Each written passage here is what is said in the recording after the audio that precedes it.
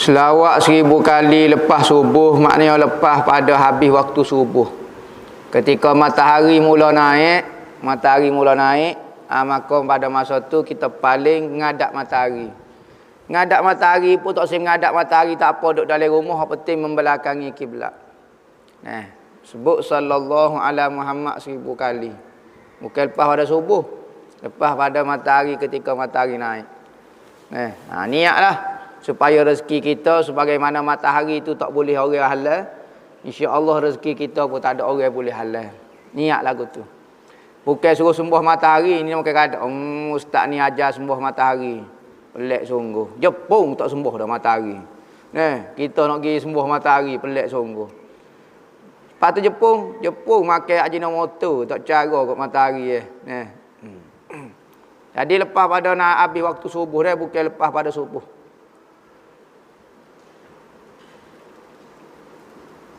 Jika kita teringat kepada guru kita apa yang kita nak buat sebagai murid, teringat ke dia kalau dia dah meninggal, sedekah Fatihah kepada dia.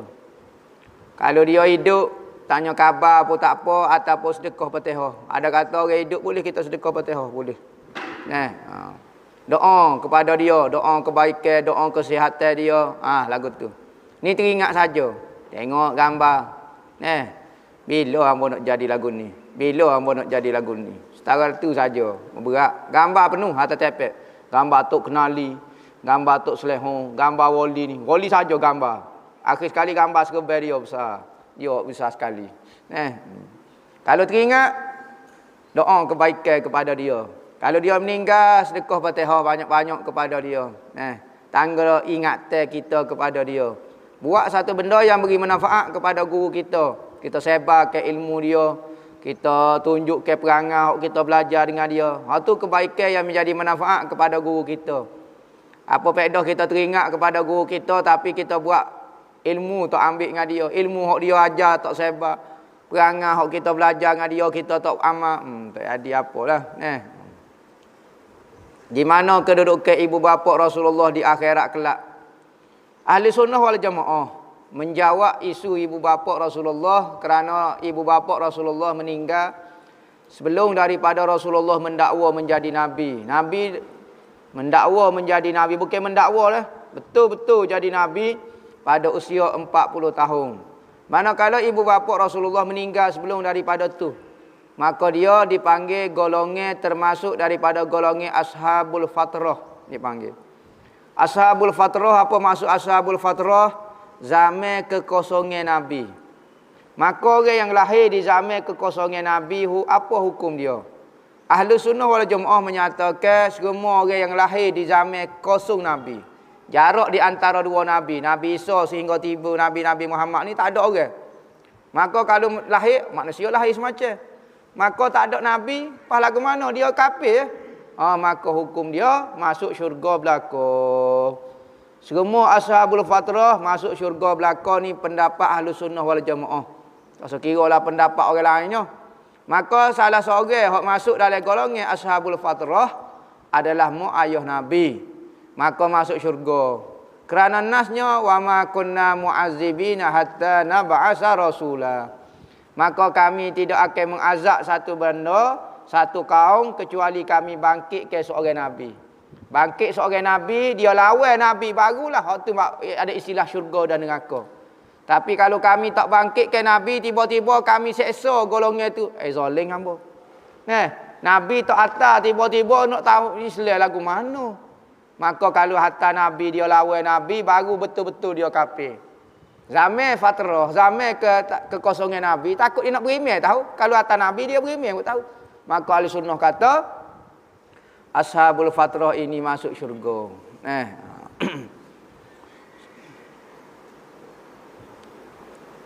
Ada orang minta keterangan mengenai selawat al-fatih. Selawat al-fatih ni selawat Allahumma salli ala sayyidina Muhammadin al-fatihi lima ughliq khatimi lima sabaq nasiril haqqi bil haqqi wal hadi ila siratikal mustaqim wa ala alihi wa sahbihi wasallam. Wala alihi wa sahbihi. Gitulah. Selawat Fatih ni dua riwayat. Sama ada dinisbahkan kepada ada seorang ulama nama Gapo dia? Syekh Muhammad Al-Bakri gapo dia nama. Kedua disebutkan kepada Sidi Ahmad At-Tijani. Selawat Al-Fatih ni masyhur diamalkan oleh pengamal kepada tariqah Tijani yang dinisbahkan kepada Sidi Ahmad At-Tijani. Selawat Al-Fatih ni banyak kelebihan dia. Banyak kelebihan dia. Tahu mana kelebihan dia? Ada Quran, ada hadis. Weh, selawat ni baru omong ni baru yang munculnya lagu mana nak kacau Quran dan hadis. Tak ada Quran dan hadis ni rekod belaka. Okey, kalau tak ada Quran, tak ada hadis, tak ada kelebihan, apa dia kelebihan PhD? Kamu nak tanya dulu. Ada Quran, ada hadis tak menyata kelebihan PhD? Tak sedok ambil lah gelenyah nak pergi ambil 2, 3, 4, 5 belah-belah PhD, PhD apa? Tak ada kelebihan. Bid'ah belaka-belaka. Lepas tu ada kau orang buat berhujah kata Quran hadis belaka. Selawat Al-Fatih ni muncul zaman bila? Nabi Muhammad zaman bila? Ni tanya Quran hadis, tak ada kelebihan. Selawat tibil qulub tak ada kelebihan. Tak ada belaka ni rekod-rekod ni belaka sesak belaka. Sesak. Ambil PhD tak sesak, tak ada dalam Quran dalam hadis. Ada tu ambil PhD mengaji dengan Yahudi dah pula. Saing PhD dia apa dia? Panel dia doktor. Yahudi, Goni. Tak ada apa. Ni bid'ah paling besar sekali. Belajar ilmu dengan orang kafir. Belajar ilmu agama. Kalau matematik boleh kira lagi. Belajar sejarah tak apa. Ni belajar ilmu agama. Siapa dia saing? Lulus PhD awak. Oh Yahudi. Tak ada apa lah. Nyanyonya lah kita belajar ni. Nabi kata ilmu itu agama. Ilmu itu adalah agamamu. Maka hendaklah kamu melihat, kamu tengok daripada mana kamu ambil ilmu kamu, yakni agamamu. Kita nak ambil agama daripada orang Yahudi, ada agama dia? Tak ada. Saya ambil ilmu. Nabi kata ilmu itu agamamu. Maklumat hak mu tahu semua berkait dengan agamamu. Tiba-tiba mu ambil ilmumu daripada orang kafir hak tak ada agama. Pelik sungguh. Jadi selawat Fatih ni banyak kelebihan. Antara amalan dia 51 kali lepas pada subuh. Selawat Al-Fatih. Banyak riwayat deh. Satu riwayat daripada Sidi Ahmad At-Tijani, satu riwayat daripada Syekh Muhammad Al-Bakri. Ada orang tanya selawat Fatih ni kata tak ada wassalam. Ya tak ada salam, ya ada selawat saja wasal, tak silap ana. Ya tidak ada kalimah salam, wassalam tak ada, wassalim tak ada. Ya ada solla saja. Maka apa hukum dia? Sedekah ada ulama kata salam tu kena ada. Kalau selawat mesti kena salam. Dia kata selawat dan salam ini ulama jawab banyak. Ada kata kalau kita selawat saja tidak jadi makruh. Dalil dia Rasulullah dia ajar salam dulu. Assalamu alayka ayyuhan nabiyyu wa rahmatullahi wa barakatuh. Dalam sembahyang dia Nabi ajar salam. Salam sahabat dak ui salam macam ke Nabi. Selawat dak. Maka lama dah duduk amal salam, maka Rasulullah sahabat tanya ya Rasulullah lagu mana nak selawat kamu? Baru Nabi ajar Allah kama sallaita ala sayyidina Ibrahim. Ni selawat Ibrahim. Baru ajar selawat. Salam lama dah baru ajar selawat. Berarti kalau kita salah saja tanpa selawat tidak makruh. Kita selawat saja tanpa salam tidak makruh, ada ulama. Cuma moleknya selawat dan salam disertakan. Kerana apa? Kerana ayat Quran kata innallaha malaikatahu yusalluna 'alan nabiy ya ayyuhallazina amanu sallu 'alaihi wa sallimu taslima. Selawat dan salam kena ada. Jadi boleh berlaku. Selawat Fatih ni tidak ada salam.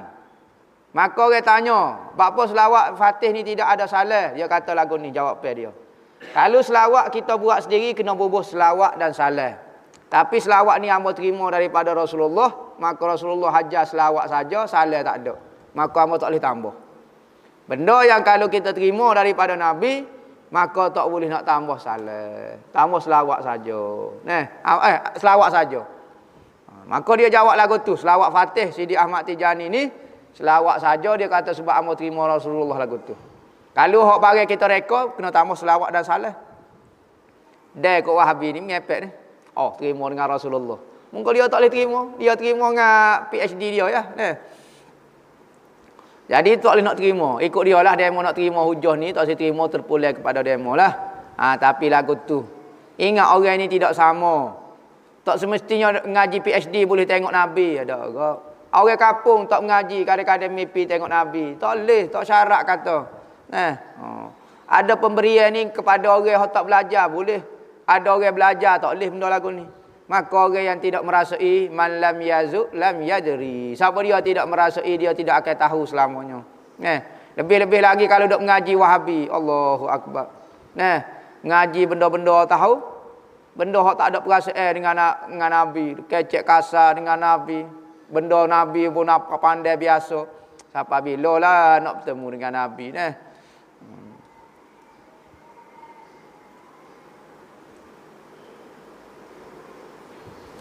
Air hujan malam Jumaat ada khasiat khusus ke tak? Kalau kita masuk air hujan tu masih kekal ke tak khasiat dia? Masuk nak buat gapo dia pula.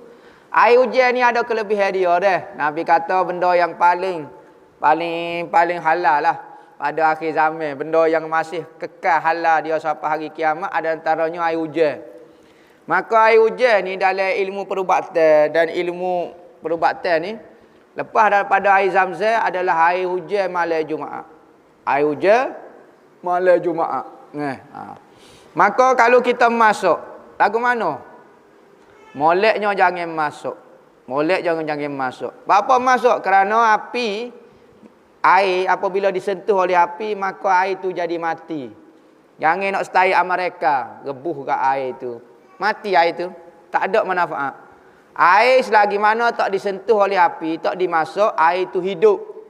Dia duk zikir kepada Allah Ta'ala. Dia masuk supaya air lah.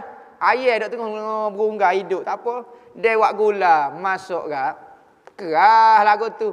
Begitu juga air. Sebab tu kalau nak buat air tawar, jangan ambil air masuk. Air masuk dah lah. Takut ada kumen. Kumen ke apa dia? Demo tu kumen. Air tapis tak apa. Jangan air yang dimasuk. Air apabila sentuh api maka mati. Apabila mati, dia tak ada fungsi lah. Dia tak ada fungsi. Jadi, jangan masuk air hujan. Minum gitu lalu. Tak seduk buat lah. Bubuh kumen lah. Apa dia anti kumen. Tak payah. Cuma air hujan ni tapis molek lah. Jangan selorang hok kotor ke apa dia.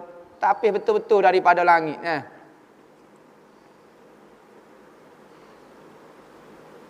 Kalau tersalah baca tahiyat akhir tapi kita tidak tahu adakah kena qada, salah di mana? Di perkataan mana?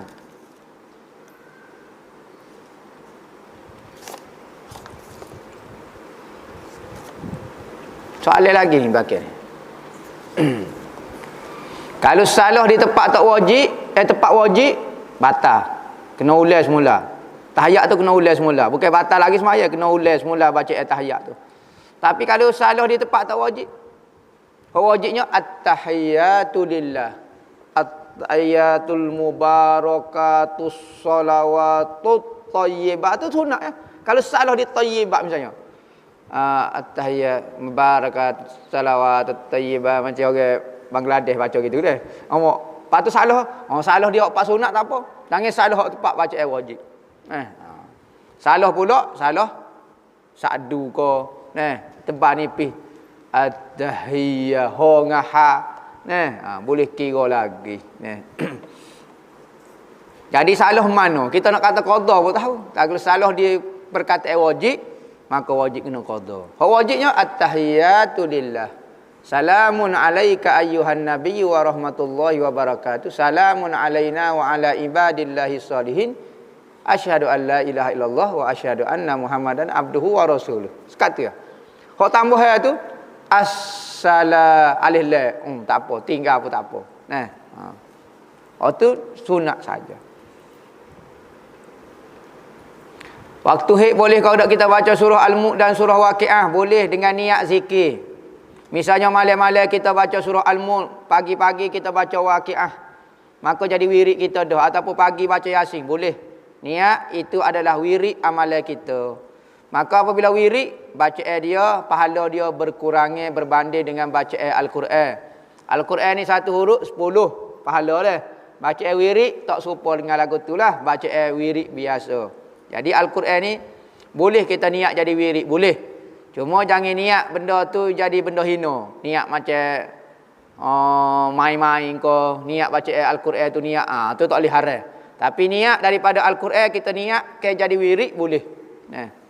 Al-Mu' kelebihan dia supaya selamat daripada seksa kubur. Baca waktu malam sebelum pada tidur. Waqiah ni untuk dapat rezeki. Rezeki zahir, pitih. Rezeki ni lah.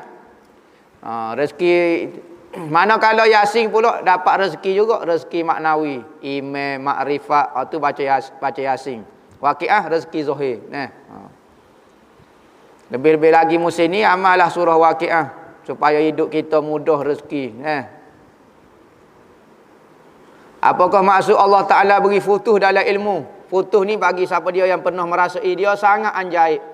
Apa maksud futuh? Satu, keterbukaan hati di dalam memahami ilmu. Kita duk tengok duduk belajar, ambo duk ngaji nahwu ni lama dah, ni 5 tahun dah. Gi ngaji orang ni ngaji tak faham. Apabila ngaji di rumah ni, faham. Faham tu, orang tu panggil futuh.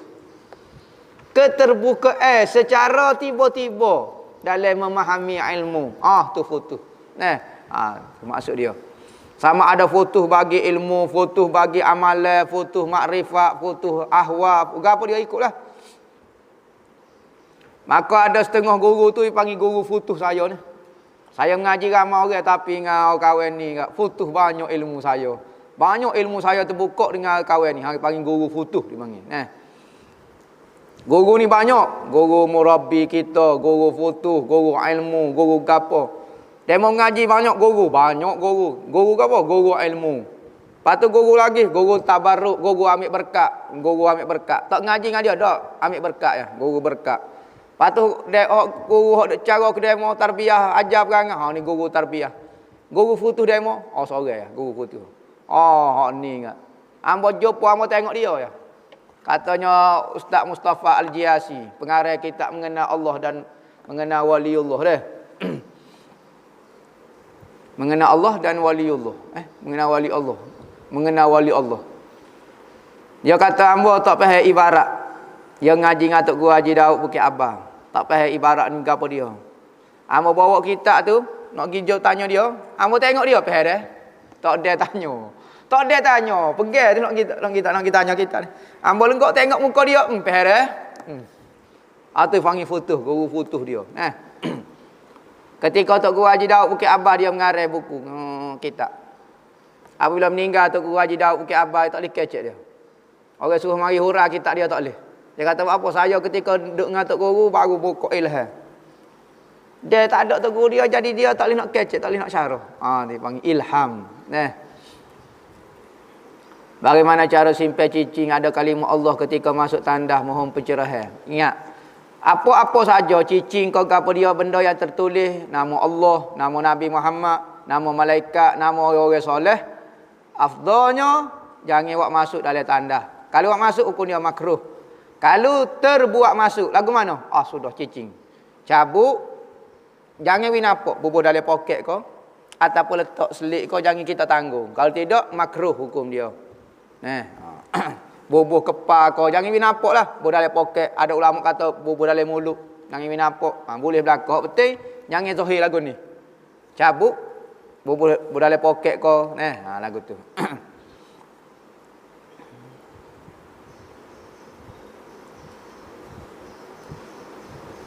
Apa hukum kita makan dalam bekas orang kirim ke laut tanpa saling bekas kita sendiri? Ada orang kata tak boleh. Boleh. Nampak tak boleh ni tahu. Takut tuai dia kata jangan makan dalam gelap, dalam bekas hamba. Tu nak kata guano. Tapi hamba tak jadi dengar lagi kata tak boleh makan. Makanlah. Makan depan dia kalau boleh. Moleknya makan depan dia. Setengah ulama kata hukum dia sunat kita makan pemberian orang depan tuai dia. Misalnya yawi jepuk lah misalnya. Kita pun ambil makan. Allah sedaknya jepuk demo. Sunat kita tunjuk. Ni yawi jepuk kita pun tak apa hamba makan lepas ni. Dia nak tengok kita makan tu nah. Dia nak tengok kita makan tu molek afdalnya. Kita makan tak apalah awak masuk dalam rumah senyap. Boleh dah dia suka dah. Tetapi kalau kita makan depan dia molek lagi. Takut kita terbolah, takut pecah bagi dia kali bagi go mahal. Tu nak kata lagu mana. Tapi hang tak biasa dengar lagi lah tu kata tak boleh makan tu.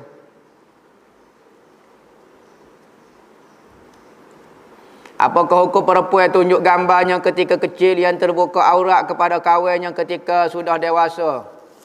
Dia sudah dewasa, jangan tunjuk gambar dewasa dia. Gambar kecil. Kecil gambar dia. Dalam zaman kecil, kecil dia pulak gambar tu. Tak apa. Sebab gambar tu tidak menaikkan nafsu. Biasanya budak kecil ni orang tak fikir nafsu. Tak sedok kira lah orang yang jenis mikir karut. Budak besar ni. Gambar dia. Gambar sengih gitu. Ngakobannya, apa? Lepas tu pukul gambar letak dia. Tak apa. Gambar kecil, tak ada nafsu. Hak gambarnya, hak jadi haram. Tubuh dewasa. Tubuh yang menyebabkan orang tengok naik nafsu. Kalau kecil, tak dosa. Tu dia besar dah. Tu dia. Jangan duk pukul lah gambar lon ni. Gambar hak dulu tak apa. Sebab kecil lagi. Dikira hukum melihat budak kecil lah. Budak kecil apa hukum? Dosa tak tengok budak kecil? Tak dosa lah standardnya orang tak naik semangat. Tak naik nafsu dengan budak kecil. Demo tak boleh. Demo tak boleh. Demo seorang tak boleh. Demo budak kecil, lipah pun tak tengok. Lipah pun tak boleh tengok. Berat demo. Lipah pun tak tengok. Berat tu. Tu penyakit. Asal tak kira lah. Tapi standard manusia kalau kecil macam ni, tak apa. Tak ada masalah apa. Nah. Ya bukan tengok di usia budak tu. Tengok di gambar tu lah. Sebab hukum tengok gambar. Kayak gambar tu. Masalah dia besar tu, dia tak tunjuk gambar dia. Mohon petua nak hilang kekoh. Nak cuci tekuk. Misalnya, kohok apa dia, makan benda kering, jangan makan benda basah. Katanya Imam Syafi'i makan roti kering. Ataupun makan halia. Itu antara benda bersih tekuk. Ataupun katak gula batu dengan halia. Gula batu tumbuk dengan halia, kunyah. Ikutlah. Ataupun makan benda kering. Ataupun makan madu. Ataupun cukur. Madu campur dengan cukur. Ataupun kicap letak asal lima. Macam-macam lah cara itu tekuk siwi batuk, tak siwi kohok kau apa dia. Jangan makan benda basuh. Gula, benda berair, jenis air, apa dia, jadi lekat. Macam-macam lah makan kismis ko, bazabit kering tu. Saya mohon ijazah kalimah hu. Kalimah hu, apa dia tak tahu. Hamba nak ijazah pun lagu tu lah. Hu ni kalau kita ijazah hamba takut jadi fana. Hu ni semata-mata kita sebut nama Tuhan saja. Ingat kalau kita tak sebut-sebut dia kabar-kabar dia Tuhan tarik ke dia sudah kita. Jadi untuk orang awam hamba tidak show ke zikir hu ni. Bagi ada pembimbing, kalau ada orang bimbing tak apa. Tapi kalau semata-mata lagu ni hamba takut jadi sakit dia nyanyi dia. Amal la ilaha illallah, hu la ilaha illallah, la ilaha illallah, hu la ilaha. Amal tu lah. Hu duduk dalam kalimah la ilaha illallah. Kalau hu semata-mata, hamba bukan kata larang, bukan gapo, takut kalimah ni berat sikit. Allah saja pun berat dah. Hu berat lagi. Itulah. Hamba takut siapa dia tak tahu mitok ni. Kena hanya wak isi enggak jawab lah hambanya. Jadi hamba ijazahnya kalimah la ilaha illallah, la ilaha illallah. Berhenti. Hidup mati. La ilaha illallah, la ilaha illallah. Hidup mati.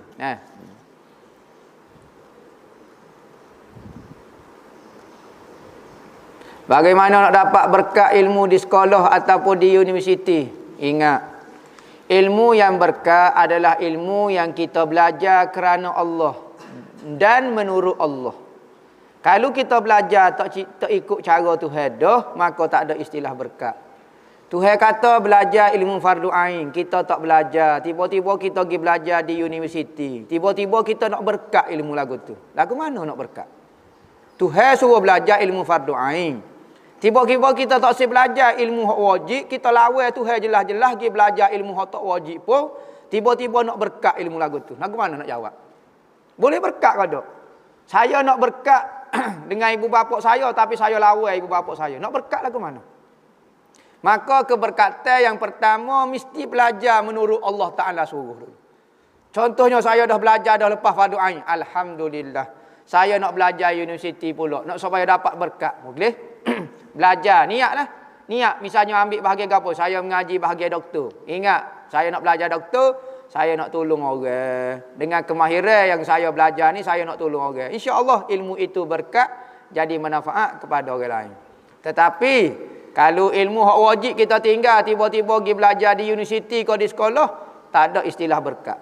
Tak boleh nak ngejah. Sebab benda ni dah salah dah, tak boleh nak berkat. Benda salah tak ada istilah berkat sebenarnya.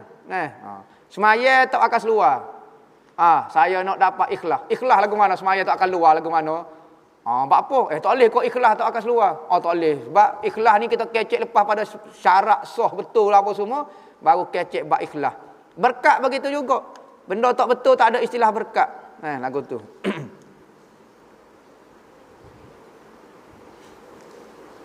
Al-Quran ni makhluk atau bukan makhluk?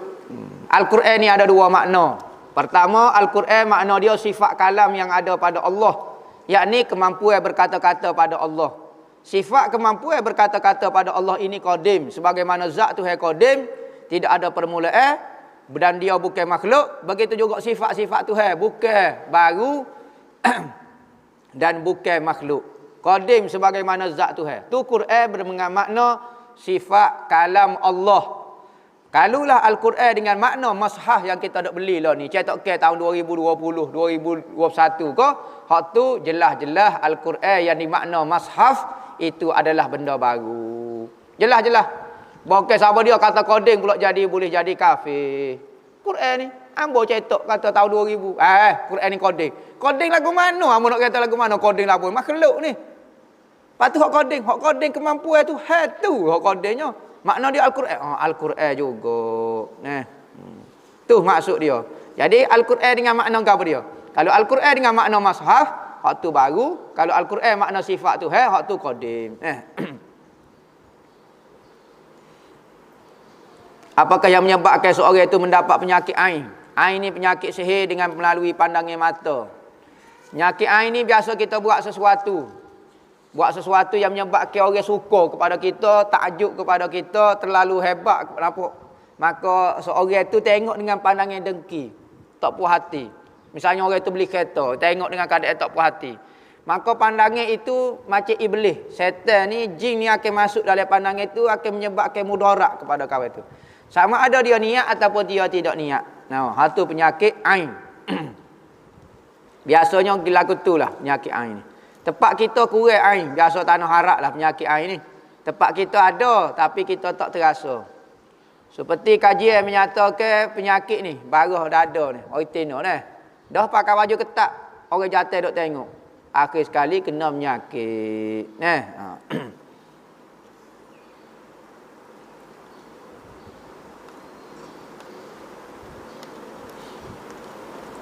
Bagaimana sembahyang orang yang tidak boleh berdiri lama, operate di perut, tidak boleh rokok. Ada ustaz kata kena ikut tertib pada rakaat pertama. Ikut tertib lagu mana? Kawan ni nak rokok, nak gapo dia tak boleh. Sembahyang menurut kemampuan kita. Kita boleh berdiri. Tak boleh. Sakit. Duduk. Tak boleh duduk pula. Menetem ikut kita lah. Muka kita sakit Nak rokok tak boleh. Buat isyarat. Sikit. Tak apalah. Jangan kita paksa siapa pecah. Tepat jahit siapa pecah nak semangat nak semaya tak boleh pula. Ya sembahyang ni bukan di rokok tu. Hati kita tu rokok kodok. Ni nak ya sungguh duduk tunjuk di zahir tu betul juga. Tapi sangat pecah Nabi tu kata bukan tu sebenar matlamat ambo suruh sembahyang. Bukan nak gerak ke tu. Ambo bukan nak gerak ke tu. Ambo nak diri demo tu biar sungguh rokok sujud ke ambo tu benarnya. Jadi sembahyang menurut kita lah, selesa kita. Bukan kata hak selesanya ambo tak sembahyang. Tu tak boleh. Tu mengarut tu, tak selesa tak sembahyang, mengarut. Kena sembahyang sekadar kita mampu dah. Lagu tu. Bapa Zuhur, Maghrib dikuatkan. Zuhur asal baca slow pula. Okey. Maghrib, Isya, subuh baca derah kerana tengah malam. Disyariatkan sembahyang ni di Mekah. Maka pada di Mekah ni orang nak khianat orang. Maka Zuhur dengan asar ni orang kafir bangun. Maka kita sembahyang slow tak sewi orang kafir dengar. Maghrib, Isya, subuh ni waktu malam orang tak tobik di rumah dah. Kalau kita sembahyang baca derah apa orang kafir tak dengar lah mana dah.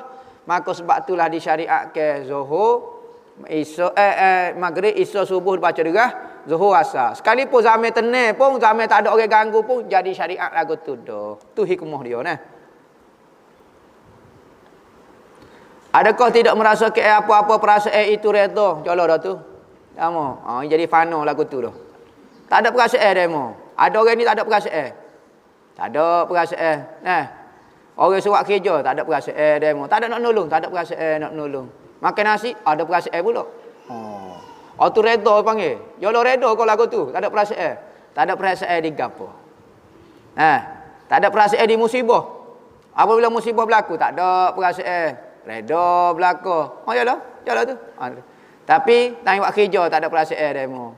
Nak menolong tu muka lain. Tak ada perasaan di gapo dia. Kalau di musibah redha, tu redha. Tak ada terasa gapo dia. Marah dak gapo dia dak. Boh ke? Suka dah pula. Sakit tu hebui. Suka. Anak hamba mati. Sedapnya lah anak hamba mati. Darbul habib ka akli zabib. Pukulan seorang kekasih seperti makan buah jabik sedapnya.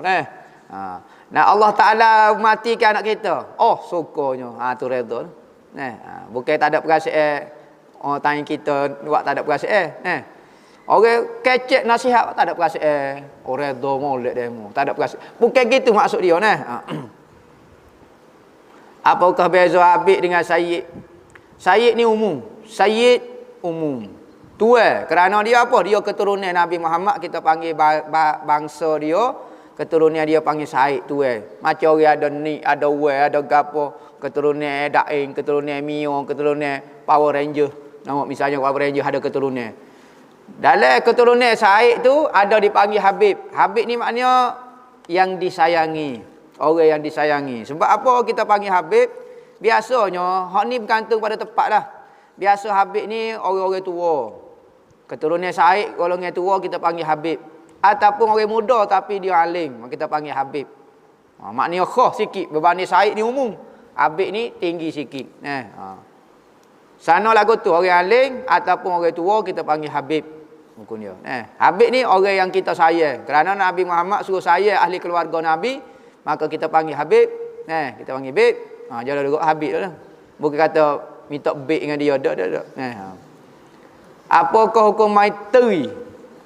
Teri ni banyak jenis. Ada mai teri besi, tak apa. Teri besi tu pekerjaan halal. Kedua mai teri. Teri ni main puteri. Kau main apa dia? Main gini. Puteri ni ada dua teri. Teri ni nak bomo lah. Biasanya rawatan lah. Sore hatu masuk dalam dia. Kedua, hojo tanya sore. Hok tak khabar sore, hojo bagas sore. Ni orang sakit. Dia apa panggil? Hei panglima hitam masuk dalam tubuh kawan ni. Bam jadi. Kecek Inggeris, kecek gapo dia. Panglima hitam pun kecek Inggeris juga. Nama. Ni pun kita tanya. Ni gapo dia ni masuk dalam tubuh kawan ni sakit gapo dia? Dia kata jin sejuta alai masuk. Jin sejuta alai. Dicabut sejuta alai perok dicabut. Tak khabar sore. Apa hukum main teri ni? Muamalah dengan jin, duduk saing dengan jin. Haram kerana takut ditipu oleh jin, jadi kau duk sembah jin pula. Dalil nampak macam duk sembah jin, duk puja jin, tengok dia jamu gapo dia? Nasi. Kita tengok seliu. Sedap nasi. Ayam stoko. Kalau wikit tu pun. Jadi dah. Ni duk jamu kat jin. Jin tak makan pun. Siapa dia dah makan? Hok tak khabar tu. Dia apa tak ni? Dia pergi kat ayam, nampak iwak lolok tak khabar, perok kekuh ayam. Perok. Ayam plastik nak tipu. Nampak perok kekuh ayam. Hok sedap-sedap lah tu poluk makan. Sedap-sedap. Minum air lekat. Dah lagi minum air lekat. Jadi kita nampak benda lagu ni hukum dia haram. Syirik tak berlaku lagi. Orang Islam hok main teri pun percaya Tuhan kuasa. Jin tak ada kuasa, cuma ni usaha ikhtiar orang zaman dulu menggunakan jin, perantaraan jin. Maka syariat menyatakan haram hukum dia. Kerana apa? Dilarang di dalam Al-Quran. Al-Quran kata ada manusia lelaki meminta tolong dengan jin lelaki, maka bertambahlah kesesatan. Takut sesat. Maka kita takut sesat lah. Lagu ni hukum dia haram. Syirik tak ada syirik. Syirik tak tanya je main teri tu. Dia percaya hatu kuasa kau tu kuasa. Tuhan cakap ambo lagu tu menasabah kata. Pas ni usaha ikhtiar ambo deh. Haram. Ada ulama kata haram hukum dia. Tak usah duk main lah, main teri besi sudahlah. Hukum air mutlak jatuh ke dalam air mutlak yang kurang 2 kolah. Hukum air mutlak jatuh dalam air mutlak. Gitu soalan dia. Kau air mutanajis. Mutlak jatuh dalam air mutlak jadi mutlaqain. Dua kali mutlak. Nampak? Tak ada masalah apa dia lah. Nampak? Air mutlak sama air mutlak. Ada sebuah masjid. Masjid Covid selepas solat Jumaat dia solat zuhur.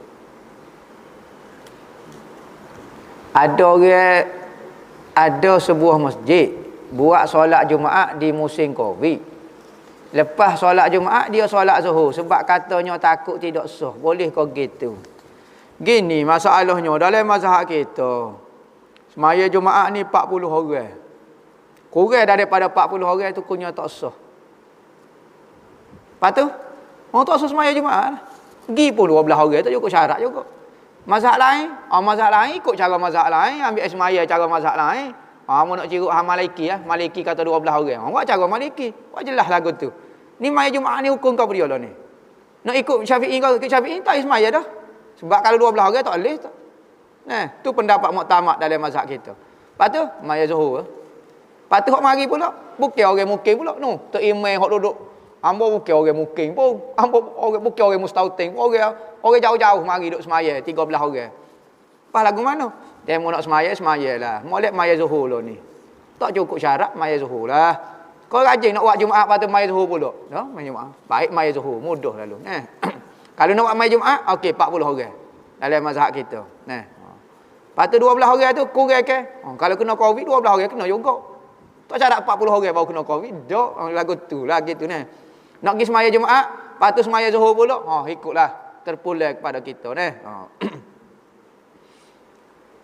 Hukum like share video kuliah daripada golongan Wahabi Syiah. Apa hukum dia? Haram hukum dia kita sebar ke kuliah Wahabi dan kuliah Syiah. Jika kuliah itu mengajak kepada kesesatan kumpulan dia. Kumpulan Syiah, kumpulan Wahabi, hukum dia haram kita sebar. Tapi kalau dia bawa dia mengajar nasihat, suruh kita rajin semaya. Wahabi tu. Wahabi Syiah kata saya Wahabi. Nama saya Wahabi bin Wahabun. Misalnya. Dia orang Wahabi betul lah. Ketua agama dia apa Wahabi. Dia mengajar nasihat bak suruh semaya. Tu tak apalah. Sebarlah. Dia suruh baca Quran Allah. Dia suruh jadi baik. Ya Wahabi ni hak betul dia sebarlah. Hak salah dia jangan duk sebarlah. Dia kata Tuhan duduk selok atas arah lah. Tuhan selok kain nak buat betih. Jangan duk sebar lagu tu berdosa gitu ni. Hukum dia haram dah berdosa. Mohon ijazah doa atau amalan untuk bayi baru lahir agar jadi anak solehah. Nak suruh budak jadi juruh, ambil tangan tok atas dahi. Dahi budak bukan dahi kita. Dahi budak tu letak baca ya Rashid 41 kali. Dalam hati kita niat dia nak jadi gapo? Hafiz ko, nak jadi wali ko, nak jadi tok pekoh ko, nak jadi tok usul ko gapo? Niat ya Rashid 41 kali. Lepas tu banyak ke budak tu makan buah tamar. Sekali sebutir sehari tak apa dah. Ketika dia boleh makan lah. Jangan ketika kecil ni. Ketika besar ni. Suruh dia makan buah tamar banyak. Minum air zam-zam. Budak tu jadi dengar kata. Budak tu jadi jujur. Budak jadi strik. Bukan nek. Jadi nek budak tu. Bukan nek. Nek tu jadi bodoh letak. Nampak? Jadi budak tu jadi jujur. Ajar makan buah tamar. Lepas tu so lagi amalan letak tangan atas dada pula. Dada budak. Baca inna anzalna 100 kali. Baca inna anzalna 100 kali. Baca inna anzalna 100 kali. InsyaAllah budak tu akan jadi wali Allah Ta'ala. Itu amalan dia lah. Lepas tu budak-budak ni ajar main telinga. Ni main hujung telinga ni. Nak marah ke dia pun kita main sini lah. Jangan rotel, jangan piak ada kata.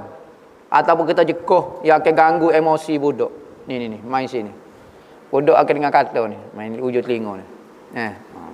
Kuat tak apa, dia tak mudarat sini. Lepas tu ajar jamah kepala budak biar jadi dengar kata, tak melawan. Budak ni kita ajar jamah kepala. Baru dia tunduk kita. Cabut rupuk atas kubur. Ustaz Dozuki kata boleh. Ustaz Muhaizat kata tidak boleh. Mohon pencerahan sebab kedua-dua ustaz saya hormat. Siapa dia kata boleh, wak mari nah hujah. Ambo wak mari dah kitab kau apa dia dalam mazhab Syafi'i kata haram. Bukan pendapat ambo. Siapa dia kata Ustaz Muhaizat kata tak boleh. Cabut rupuk atas kubur. Bukan ambo kata, ulama kata. Hak ni kahwin ni kata boleh, wak mari ulama kata. Kata dia tak sedok kira lah. Ambo boleh tahan nak kecek. Kata-kata ulama, jangan keliru ke masyarakat kak. Kecek biar ada nas. Wak mari nah, ambo wak mari dah nas dalam kitab fiqh Syafi'i kau apa dia semua ambo wak mari nah dah.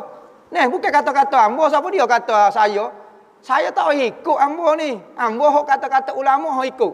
Ambo berpetik pendapat dia. Ya ambo tak ijtihad sendiri. Hok kata boleh, okey wak mari nah. Mazhab apa dia? Mazhab lain ya mazhab lain. Mazhab Syafi'i jelas kata jangan duk cabut hukum dia haram. Nah, kalau tumbuh kita potong tak apa, wak betul wak kemah tak apa, cabut je. Kalau banyak sangat kita boleh cabut, tapi kalau so jadi ulama bahadah nah. Jadi minta nah. Jadi ramai ustaz ni kecek sekecek-keceknya. Wak mari nah gak? Mana nah? Oh boleh. Boleh lagu mana? Cuma royak gak. Kecek ni hukum ni kena berdasarkan nah. Oh dia soho. Soho masuk syurga ke? Soho tu sebenarnya betul ke? Tak. Nah. Ni siap dia kata ustaz tu seorang yang kata tak bolehnya. Betul kau dia mau kecek lagu tu. Nah, tu kecek tu biar ada nas. Masyarakat ni ni ramai keliru kerana ada ustaz je ni. Ustaz semata-mata ustaz. Kecek tak ada nah. Allahu Rabbi. Nah, gitu ya hamba nak komen. Tak marah. Nah. Apakah beza sifat Allah kalam dengan mutakallimah? Sifat Allah kalam dan mutakallimah. Sifat kalam dengan sifat kaunuhu mutakalliman. Kau apa dia? Kalam ini sifat Tuhan. Allah, kalam terjemah dia kemampuan berkata-kata. Mutakallimah ni keadaan Tuhan boleh berkata-kata. Nampak? Zat Tuhan. Kemampuan berkata-kata sifat Tuhan. Dua berlainan dah, zat dengan sifat. Kita gabung dua ni, zat dengan sifat, keadaan Tuhan boleh berkata-kata. Itu mutakalliman. Kaunuhu mutakalliman. Keadaan Tuhan boleh berkata-kata, gabungnya di antara zat dengan kemampuan berkata-kata. Kalam, kemampuan berkata-kata. Panjang dah tu. KIV dululah soalan ni. Wallahu a'lam.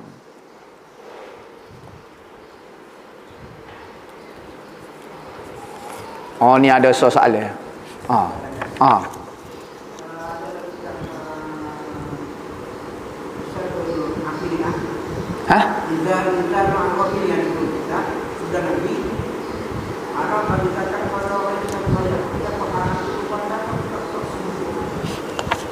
Gini. Dalam kitab kata haram kita bui zakat kepada orang tak semaya. Dalam kitab tu kata.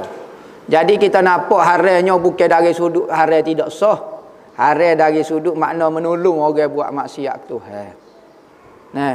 Cuma hak tu kalau ni pendapat tidak muktamad. Hak muktamad orang buat maksiat boleh kita tolong dia. Hak tak bolehnya tolong maksiat dia. Misalnya orang tak semaya, dia lapar. Boleh tak kita belanja dia makan nasi? Boleh ulama kata. Sebab kita belanja makan nasi, bukan kata sokong dia tak semaya, dak kita tak sokong pun. Cuma ada ulama-ulama tasawuf kata seperti menyokong dia pula. Dia tak semaya, lepas tu kita duk makan nasi. Ada ulama-ulama tasawuf kata lagu tu. Cuma hak moleknya zakat ke pertolongan kita molek tolong kepada orang hak taat ke Tuhan. Kita takut kita tolong tu jadi menambah ke gitu saja. Ada orang tanya ustaz pakai gelar tangan apa hukum dia? Bukankah pakai gelar untuk wanita saja? Mohon penjelasan. Barang ni. Pakai gelar apa hukum dia? Hamba tidak pernah royak sunat pakai gelar. Hamba tak pernah royak pun kata wajib pakai gelar. Hamba tak pernah royak sunnah Nabi pakai gelar. Lepas tu ustaz pakai gelar tu. Tak semua benda hamba buat di tubuh hamba ni sunnah belaka. Jangan buat hujah diri hamba. Jadi hamba pakai gelar ni ada sebab lah. Ramai ada orang tanya. Gini. Hamba pakai gelar ni hamba sakit. Maka adalah kelebihan gelar ni untuk kesakitan hamba lah ni. Jadi ubat hamba sebut dah. Ada ubat jenis sapu, ada ubat jenis telai, ada ubat jenis tepek dahi, ada ubat jenis cocok COVID lah ni kan. Jadi berat lagi. Ada ubat jenis pakar. Pakar lengan, pakar gabung. Ni salah satu ikhtiar hamba untuk menghilangkan sakit hamba. Ilia sakit tak payah makan obat lah. Ilia sakit tak payah pakai gelar lah. Ambo tak koyak sunnah pun. Mungkin kata ikut kan sunnah pakai gelar. Tak. Ambo tak pernah koyak nah. Jangan kata sabit kepada ambo, awak hujah ambo. Kata tu. Pakai gelar, sunat pakai gelar. Dok obat lah ni nah. Apa ilia obat orang tak makan. Dah panado kau ada. Dok agak dia makan panado. Cecoh colik kau apa dia. Dok dia obat tak makan tak sakit lah. Maka ambo pakai tak sakit lah tu saja nah. Bukan kata hujah, bukan kata sunat pakai gelar dok. Wallahu a'lam. Wa ila hadratin Nabi Muhammadin sallallahu. Al-Fatihah. Bismillahirrahmanirrahim. Allahumma salli wa sallim ala sayyidina Muhammad. Alhamdulillahi rabbil alamin.